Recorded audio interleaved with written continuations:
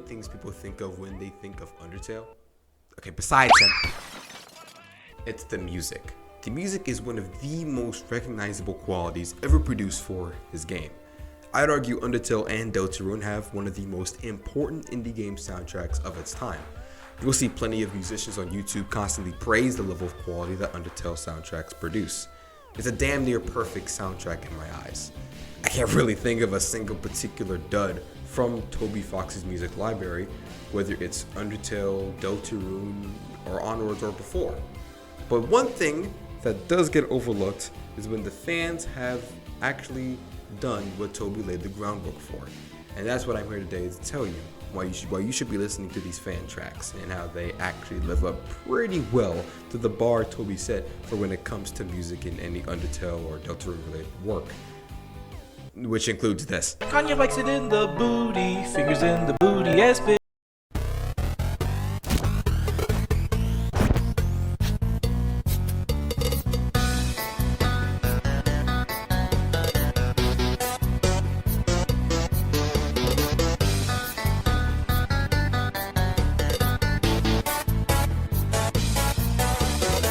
I'm sure a lot of you knew this was coming, so this guy is probably the most known fan artist when it comes to fan Undertale works for games and such. He's the most well known for being a particular contributor to you know what. But he also has other tracks that I think goes a bit unnoticed from the same game. That being The Last Breath, Not a Slacker Anymore, The Slaughter Continues, and Judgment, the Asgore theme from the end of the game. These tracks, I think, go mostly overlooked because everyone just flocks to the main dying is gay theme, so yeah. Another very good soundtrack he actually contributed to, was the main contributor, if not the only contributor to, was Undertale No More Deals.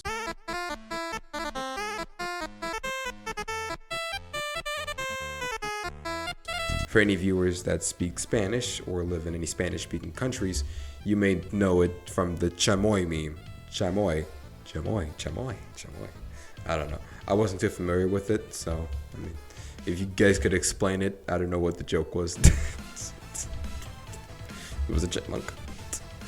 But aside of the meme, honestly, the whole soundtrack is amazing. I do suggest you go listen to it. I'll link it in the description of the video. But overall, it's a pretty good one. There's like one that I'm not too big a fan of, but after a while I actually started opening up to it more. And honestly, the whole thing is just great. Like the whole soundtrack is great. The impact that this man has brought out for the fan works of the Undertale community is wild. I've seen so many covers of No More Deals, and all three phases of Last Breath. And it's all crazy. There are a lot of people who took big inspiration from Ben Lab's style of music composition. And you can hear it a lot in some works nowadays post Last Breath.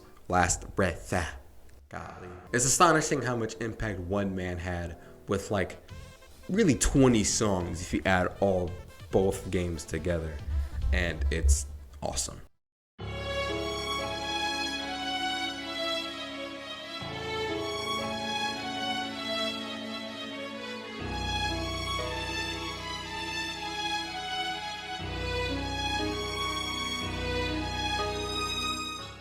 Now, even though the music that this game was supposed to be in ended up being canceled for the most part, if you just look at it from just the soundtrack and what we were gonna get in this game, it's honestly fantastic. Now, this is of course depending if you like the style of music they went for in this game. If you don't like rock or like heavy rock, you're probably not going to like this soundtrack that much. But to me, honestly, it mixes the regular Undertale style and puts a rock spin on it and makes it even greater than the sum of its parts. A lot of other themes, like let's say the original Dust theme that everyone thinks of, is different, and it's the one that a lot of people use, like the font that they use for any Dust theme.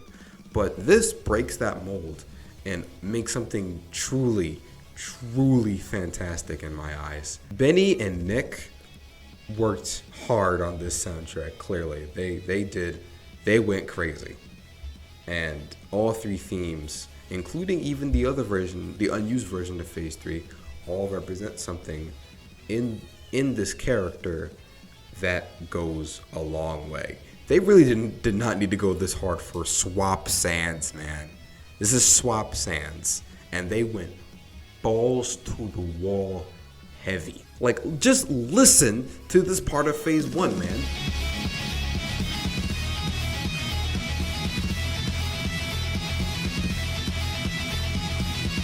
This stuff goes crazy. I can't even lie. And honestly, I don't think it can. Can it get better? Probably. I don't think it can.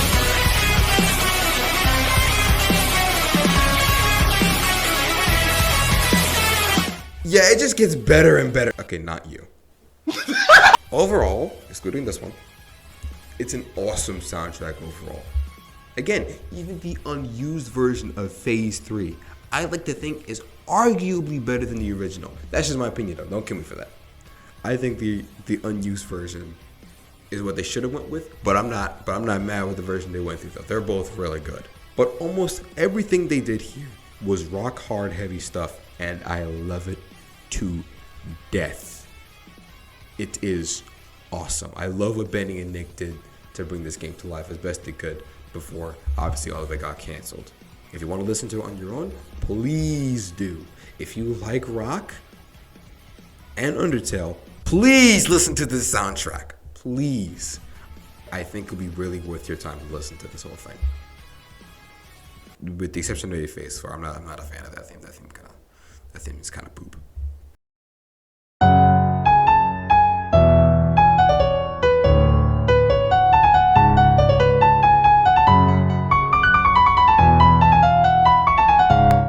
Yeah, we really couldn't go this video without talking about Disbelief, now could we? It's honestly impossible. I don't know how anyone could go about it when mentioning the music. I mentioned it in my Disbelief versus Lost Breath video. If you want to check out what I said there, since I go a bit more in depth there, you can check it. But for here, I'm just going to go a bit brief. Honestly, I still think Disbelief soundtrack is still the most iconic fan track of all time when it comes to the Undertale fandom. When you hear any of these themes, besides maybe Phase 2 a little bit, you instantly think of Disbelief, or just Papyrus in general. This was probably some of the greatest work for Papyrus, and might have just been a love letter to him as a character also, considering how well written the whole, fan game is, or fan animation is. I love it a lot. Even though Phase 1, fun fact, was not originally made for Disbelief, it came out a couple years beforehand, it is surprisingly one that fits Papyrus the most. It is literally the theme that you think of most when you see Papyrus in any fan fashion. The only other thing I can think of is maybe striking the demon down, but that's really it. BandLab, I believe, revolutionized the way themes can be made, and Toby Fox and this one included, these group of people included, that being Flames Like Games, Jimmy the Bassist, Lowen, and Sean Evans.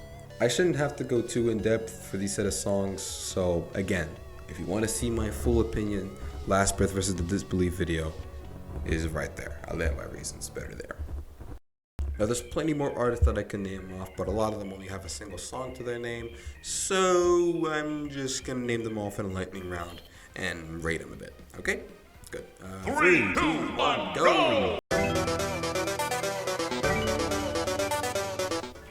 Honestly, one of the most known fan songs for specifically a neutral run Sans. A lot of people talk about it, and it even has a plethora of covers to it. But yeah, it's really good. Not much to say about it. I listen to it on a semi-frequent basis, so yeah.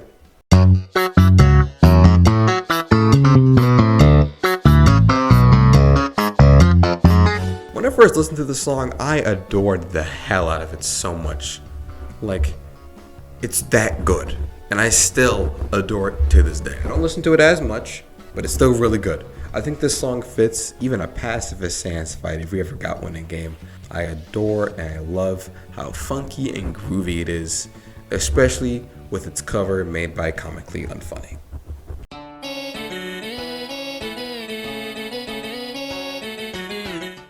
One of Ink's funkiest themes, in my opinion. It's quite literally a mixture of Tokyo Vena and Weave in a Box, which I think is a perfect mesh that I like a lot. And yeah.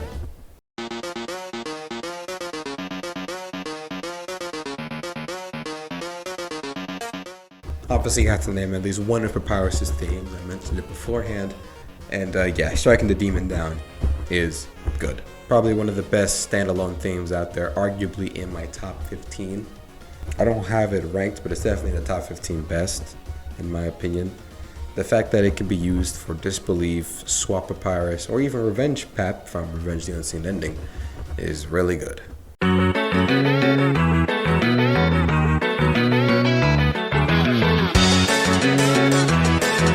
Yeah, this song's amazing. I love it so much. I listen to it damn near on a daily basis. The instruments, the iconic melody, the memes, and that breakdown around the end of the song is just awesome. I love it so much, man. And the fact that this song even got to the status of being used in like YouTube movie music poops, I believe that's what it's called, is amazing. Which basically puts it on like the same tier of like Rainbow Tylenol and Sparta remixes. The fact that people put, stuff around it, put videos on it, and put it in a melody. It's just amazing. I love this community so much, man. If you couldn't tell, I love the music that this community makes. It's honestly one of the main things that is the machine that keeps this fandom alive. Another reason why Toby Fox is so good at what he does and is able to even lead these musicians in his footsteps of making music like him. And I love it. I hope we still, get more great music like this in the future and these artists continue to make great stuff, whether it be in Undertale or out of it. And I wish the best. Like how Toby composed the greatest song ever made using only